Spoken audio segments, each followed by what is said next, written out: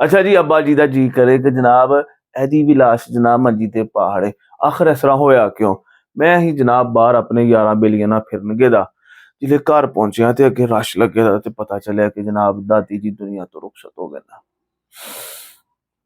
खैर ताजियत दा माहौल ही जनाब। मेरे बेली मैनू छड्ड गए। खैर कोई 2-3 घंटियां बाद ਉਹ ਆਏ ਮੋਟਰਸਾਈਕਲ ਦੇ ਉੱਤੇ ਤੇ ਉਹਨਾਂ ਨੇ ਮੈਨੂੰ ਕਿਹਾ ਕਿ ਮਲਕ ਜੀ ਇਸ ਤਰ੍ਹਾਂ ਕਰੋ ਕਿ ਜਨਾਬ ਜ਼ਰਾ ਬਾਹਰ ਫਿਰਨੇ ਆ, ਇਹਦੇ ਨਾਲ ਇਹ ਹੋਏਗਾ ਕਿ ਤੇਰਾ ਦਿਲ ਜ਼ਰਾ ਥੋੜਾ ਜਿਹਾ ਸਕੂਨ ਚ ਆ ਜਾਏਗਾ, ਮਾਹੌਲ ਬਦਲ ਜਾਏਗਾ।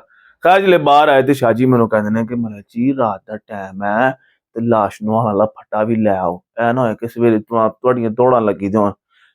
शाह जी ने आही हिसाब होया कि जेड़ा बोले उही बुआ खोले है। असीं कहा शाह जी जाओ तुसीं फट्टा लै आओ। पर मैं ते शाह जी फट्टा लैन चल गए।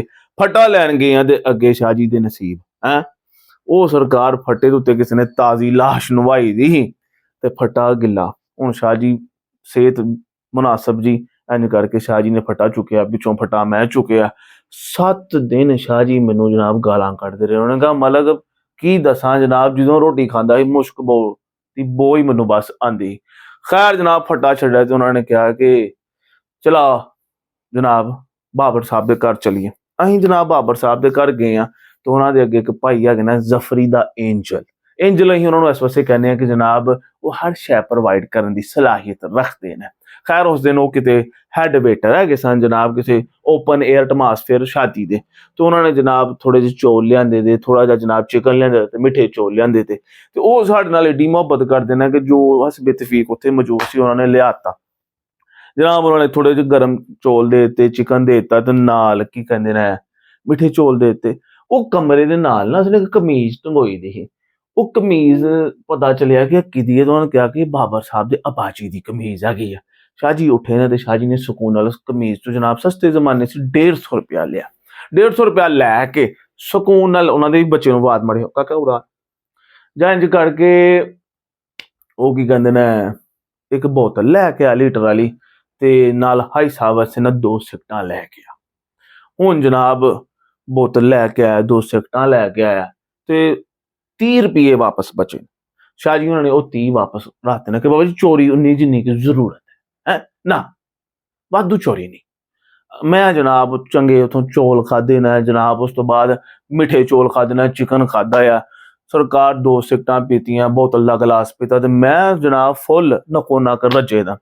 उन्होंने को असीं इजाजत लई घर गए हैं। हुण घर गए तो जनाब बड़ा टाइम लेट हो गया, मेहमान भी आए दे सन। तो उन्होंने जनाब मेहमानां दे वास्ते ना सुकून नाल की कीता कि एक आलू मिक्स करके जेह्ड़े चौल पकांदे ने, एक देग पका ली कि चलो हुण लोक रात नूं बैठे दे ने ते भुखे थोड़ा लोकां ने बहना।